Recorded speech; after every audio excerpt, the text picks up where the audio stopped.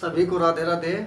आइए unique Hindi classes के साथ जुड़ते हैं और आज एक नए अध्याय के साथ हम लोग पढ़ते हैं। और आज हम जो है आदिकालीन जो अपभ्रंश साहित्य है उसमें हम आपको ले चलेंगे। पढ़ते रहिए।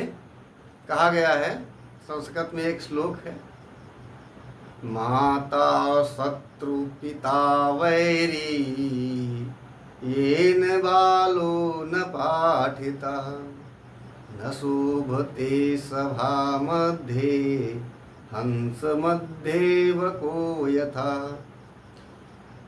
वह माता और पिता उस बालक के शत्रु के समान हैं जिन्होंने अपने बालक को पढ़ाया लिखाया नहीं, ज्ञान नहीं दिया। वह बालक उसी प्रकार से समाज में, समिति में, सभा में शोभा नहीं पाता है जैसे हंसों की सभा हो और उसमें कोई बगुला हो, उसकी मर्यादा नहीं होती है। तो हमें अपने बच्चों के लिए, अपने लिए और सबके लिए शिक्षा सुलभ हो, इसलिए हमने ये प्रयास किया है कि निःशुल्क आपको पढ़ाया जाए। जितना हमें ज्ञान है, हमें कुछ ज्ञान नहीं है, थोड़ा सा ज्ञान है, वो हम आप सबके समक्ष लाना चाहते हैं। आपको उस ज्ञान गंगा में स्नान कराना चाहते हैं ताकि जो भाई बहन हमारे परीक्षा देने जा रहे हैं उनको कुछ लाभ हो सके। और पढ़ना क्यों है? पढ़ना इसलिए है कि हमको ज्ञान हो और ज्ञान का उपयोग हमें उस परीक्षा में करना है ताकि जिस परीक्षा में आप बैठें उस परीक्षा को आप में सफलता प्राप्त करें। ठीक है, तो विलंब न करते हुए हम लोग आते हैं।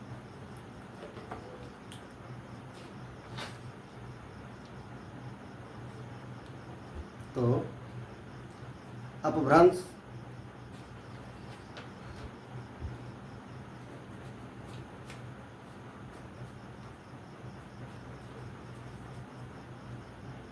पहले तो हम आदिकाल में ही अपभ्रंश, ठीक है, अपभ्रंश साहित्य का अध्ययन कर रहे हैं। ठीक है, उसके बाद हम आदिकाल का अन्य विभाजन आपको बताएंगे। अपभ्रंश साहित्य में एक तरफ आप लिख लेंगे कवि और एक तरफ लिख लेंगे रचना। ठीक है, एक छोटा सा प्रयास आप तक ज्ञान पहुंचाने का है हमारा, तो आप लोग इसका फ़ायदा उठाएं। चैनल को अधिक से अधिक लोगों तक शेयर करें, सब्सक्राइब करें ताकि सब लोग फ़ायदा उठा सकें। व्याकरण और साहित्य दोनों इस पर पढ़ाए जाते हैं। ठीक है, तो कवि स्वयंभू। ठीक है, सबसे पहले कवि हैं स्वयंभू। अपभ्रंश के कवि हैं और अपभ्रंश का वाल्मीकि इनको कहा जाता है। ठीक है, क्या कहा जाता है? अपभ्रंश का वाल्मीकि। देखिए, आपको एक प्रश्न इस तरीके से मिलता है,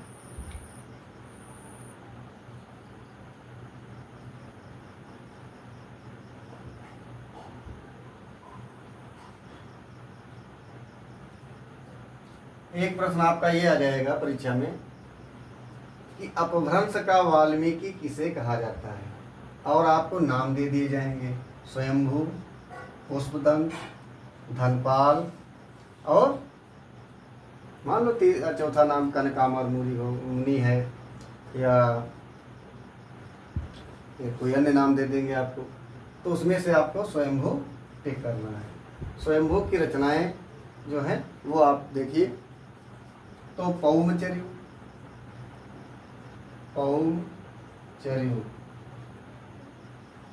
एक रचना और आएगी इसी तर्ज पर है, वो पौमचर्य। तो पौमचर्यु और पौमचर्य में अंतर है। आपकी पौमचर्यु है तो स्वयंभू जी की है, और फिर है ऋट्ठडेमचर्यु, ऋट्ठडेमचर्यु। ठीक है, ऋट्ठडेमचर्यु है और है स्वयंभू छंदस। स्वयंभू छंदस। हम रचनाएं केवल बताते चल रहे हैं क्योंकि ये आप अगले जब वीडियो विस्तृत आपको पढ़ाएंगे तो विस्तृत वीडियो में आपको हम ये बताएंगे कि इन रचनाओं में क्या है। अच्छा, पौम चलिए थोड़ा सा ये बता देते हैं। इसमें कृष्ण कथा है, इसमें भगवान कृष्ण की कथा है और इसमें भगवान राम की कथा है। ठीक है, इसमें भगवान राम की कथा का जिक्र होता है।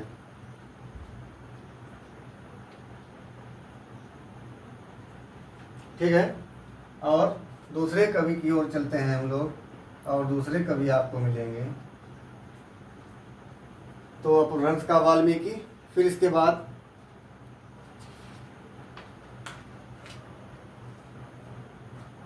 दूसरे कवि आपको मिलेंगे पुष्पदंत। पुष्पदंत को अभिमान मेरु भी कहा जाता है। अभिमान मेरु, ठीक है, अभिमान मेरु भी कहा जाता है पुष्पदंत को। और पुष्पदंत को जो है इन्होंने लिखा महापुराण। ठीक है, इन्होंने लिखा महापुराण। ठीक, और उसके बाद इन्होंने लिखा रय कुमार चरिऊ। रय कुमार चरिऊ, ठीक है, महापुराण, रय कुमार चरिऊ। अच्छा, इसको आप ऐसे कर लो, ये जो है यहाँ तक डिवाइड कर लो ताकि दूसरे कभी में आपको कन्फ्यूजन ना हो। ठीक है, महापुराण, रय कुमार चरिऊ और जसहार चरिऊ। जसहार चरिऊ। देखिए, वीडियो हम जो बना रहे हैं वो अपने सिलेबस के अनुसार, जैसे 9, 10, 11, 12 के छात्र देख रहे हैं तो वो अपने सिलेबस के हिसाब से इसमें जो उनको लगे सार तत्व वो ले सकते हैं। अगर इससे ऊपर जैसे कंपटीशन के छात्र देख रहे हैं तो आप वो अपने अनुसार इसमें से जो उनको जो उनको सार्थक चीज़ लग रही हो वो ग्रहण कर लेंगे, बाकी कुछ छोड़ देंगे। ठीक है, इसके बाद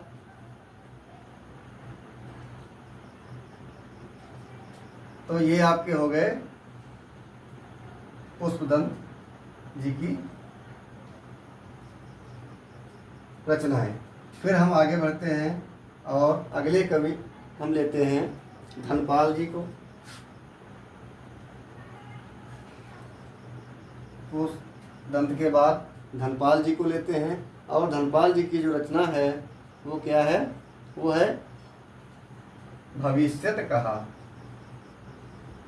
भविष्यत कहा, ठीक है, कथा कहा बातें कही है।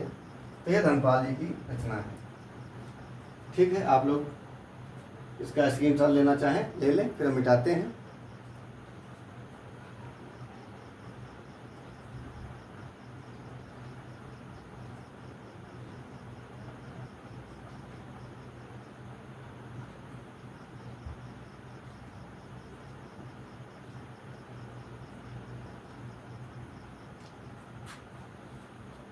ठीक है, आपने स्क्रीनशॉट ले लिया होगा। अच्छा, एक चीज़ और है, थोड़ा सा जानकारी आपको दे दें। अगर कह दिया जाए अपभ्रंश का व्यास किसे कहा जाता है, तो अपभ्रंश का व्यास, अपभ्रंश का व्यास, ठीक है, अभिमान मेरु पुष्पदंत जी को कहा जाता है। और अपभ्रंश का अगर कह दिया जाए भास भारवी भवभूत किसे कहा जाता है, तो पुष्पदंत जी हैं। वो भी आपको लगे हाथों हम बताते चल रहे हैं। भवभूति, ठीक है, ये इनके उपनाम हैं, इनकी उपाधियां हैं। तो प्रश्न आ जाए, अहिमान मेरु किसे कहा जाता है? पुष्पदंत को। अपभ्रंश का व्यास किसे कहा जाता है? पुष्पदंत को। अपभ्रंश का भास किसे कहा जाता है? पुष्पदंत को। अपभ्रंश का भारवी किसे कहा जाता है? पुष्पदंत को। अपभ्रंश का भवभूत किसे कहा जाता है? पुष्पदंत को कहा जाता है। ठीक है। अपभ्रंश इनकी रचनाएं पुष्पदंत की महापुराण, रय कुमार चर्यु, जसहाचर्यु है। ठीक है। फिर धनपाल है, धनपाल की जो रचना है वो भविष्यत कहा है। ठीक है। स्वयंभू की हमने बता दिया, स्वयंभू को अपभ्रंश का वाल्मीकि कहा जाता है। इनकी रचनाएं है पौमचर्यु, ऋतुचर्यु, स्वयंभू शंस। ठीक है। तो आप इसको हम मिटाते हैं और आगे बढ़ते हैं।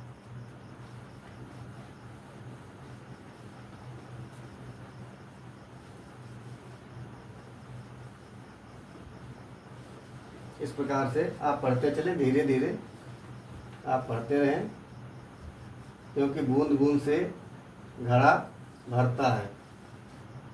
तो बूंद बूंद संचय कीजिए। ठीक है। ज्ञान को आपको बूंद बूंद संचित करना है। जहाँ से ज्ञान आपको मिल जाए, सार्थक ज्ञान जहाँ से मिल जाए ले लेना चाहिए। कोई टीका टिप्पणी नहीं करना चाहिए, क्योंकि ज्ञान का अथाह भंडार है। जहाँ से हमको, जैसे हम किसी दुकान पर जाते हैं सामान खरीदने के लिए, कोई परचून की दुकान है या कुछ है, सामान लेने गए तो हमने पर्चा बनाया, जो घर पर बनाया था उसको पकड़ा दिया। अब दुकानदार ने क्या किया, टिक लगाना शुरू किया, ये सामान और निकलवा दिया सामान। लेकिन उसमें कुछ 10-5 सामान ऐसे होंगे जो लंबी लिस्ट है, तो हो सकता है उस दुकान पर ना मिले, वो आपको खरीदने के लिए दूसरी दुकान पर जाना पड़े, या हो सकता है वो दुकानदार मंगवा करके दे, क्योंकि अगर आप नहीं जाना चाहते तो हो सकता है वो मंगवा करके दे। तो इस प्रकार से ज्ञान जहाँ कहीं से भी मिले हमको ले लेना चाहिए, उसमें हमें कोई संकोच नहीं करना चाहिए। ठीक है, आगे बढ़ते हैं। और जो इंदु, अगले कवि हैं जो इंदु। ठीक है। कौन से कवि हैं? जो इंदु। और जो इंदु की रचना है परमात्म प्रकाश, परमात्म प्रकाश और योग सार, और योग सार, ये जो इंदु की रचना है। ठीक है। परमात्म प्रकाश और योग सार। इसके बाद में अब्दुल रहमान, एक नाम आता है अब्दुल रहमान जी का। ठीक है। अब्दुल रहमान की बात करते हैं तो इसमें इनकी रचना है संदेश रासक, इनकी रचना है संदेश रासक। ठीक। अगर हमें बनाना पड़ा कभी प्रतियोगी छात्रों के लिए, अगर उन्होंने डिमांड की, तो हम इन रचनाओं के बारे में भी फिर आपको डिटेल से बताएंगे, विस्तृत बताएंगे, अभी नहीं। ठीक है। फिर राम सिंह,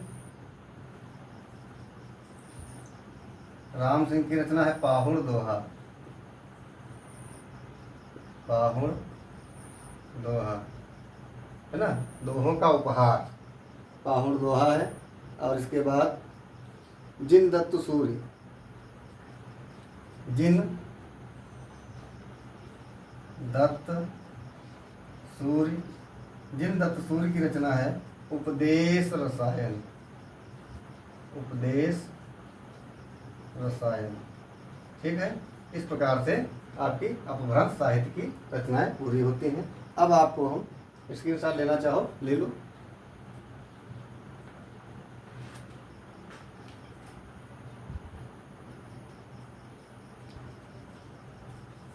अब हम आगे बढ़ते हैं और आदिकाल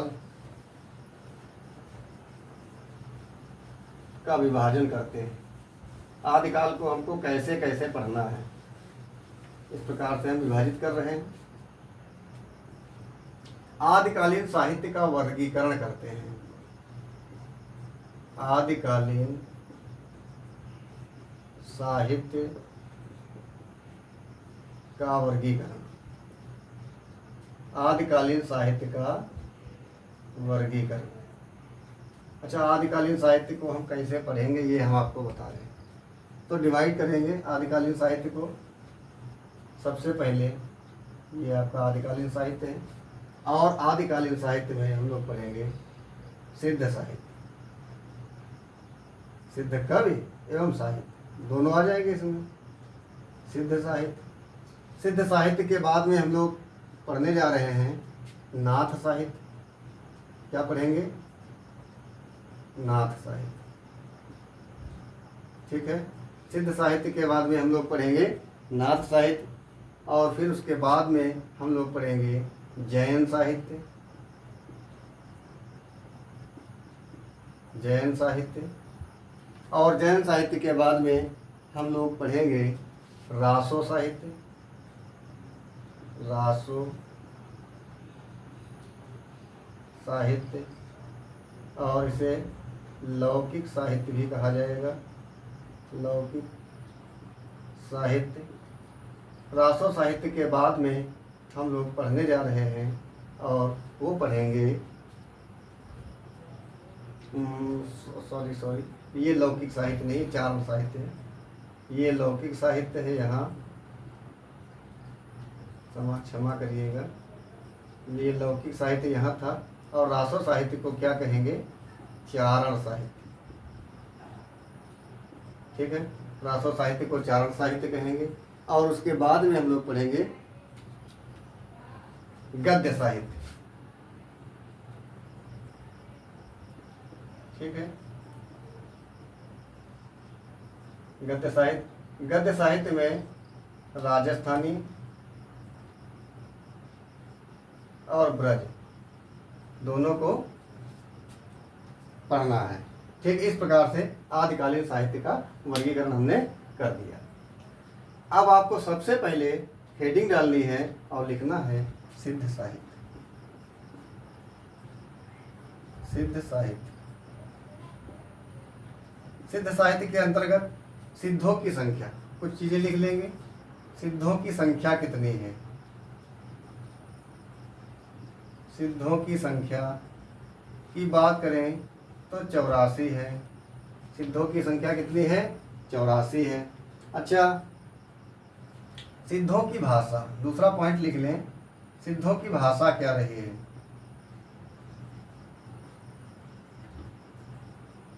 तो कुछ लोग सिद्धों की भाषा को संध्या भाषा कहते हैं, और कुछ संध्या भाषा कहते हैं। खैर, संध्या भाषा या संध्या भाषा कहते हैं। ठीक है, इसके बाद हम लोग जो है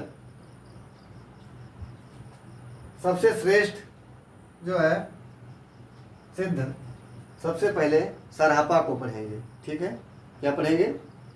सरापा को। अच्छा, एक चीज़ और लिख लेंगे कि इसमें 84 सिद्धों में 4 महिलाएं थीं। कहीं कहीं 3 लिखा मिलता, कहीं कहीं 4 मिलता है। खैर, सबसे पहले हम सरापा को पढ़ने जा रहे हैं। ठीक है, सरापा को पढ़ने जा रहे हैं। तो सरापा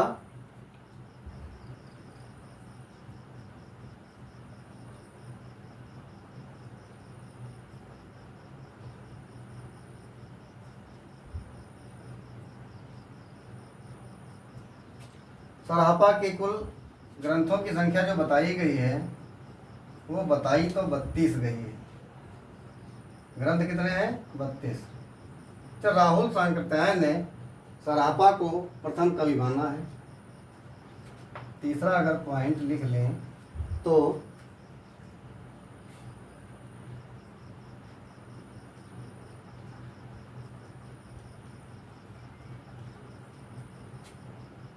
राहुल सांकृत्यायन जी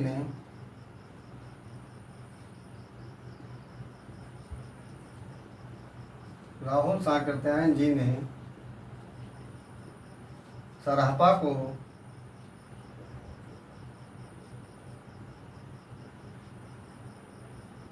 प्रथम कवि माना है। ठीक है, तो अब जब हम आगे लिखवाएंगे कवि और प्रस्तोता, प्रथम कवि और प्रस्तोता, प्रथम कवि सरापा को राहुल सांकृत्यायन जी ने माना है। अब जब हम बात करेंगे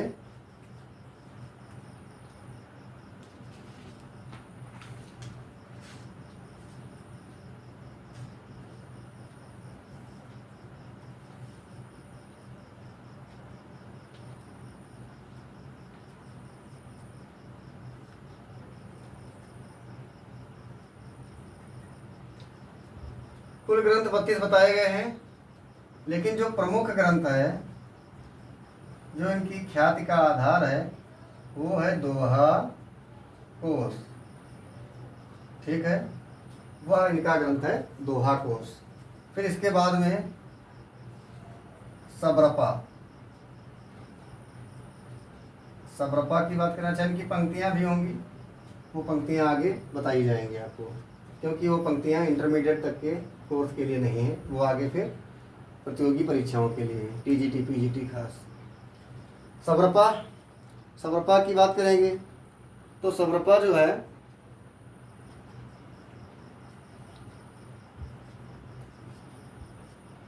इनके जो कुल ग्रंथ माने जाते हैं वो 26 हैं, और जो प्रमुख ग्रंथ है वो है चर्यापद। ठीक है, वो विस्तृत हम तब पढ़ाएंगे जब इसमें प्रतियोगी छात्र जुड़ेंगे। इस चैनल से प्रतियोगी छात्र जुड़ेंगे और लाभ उठाएंगे।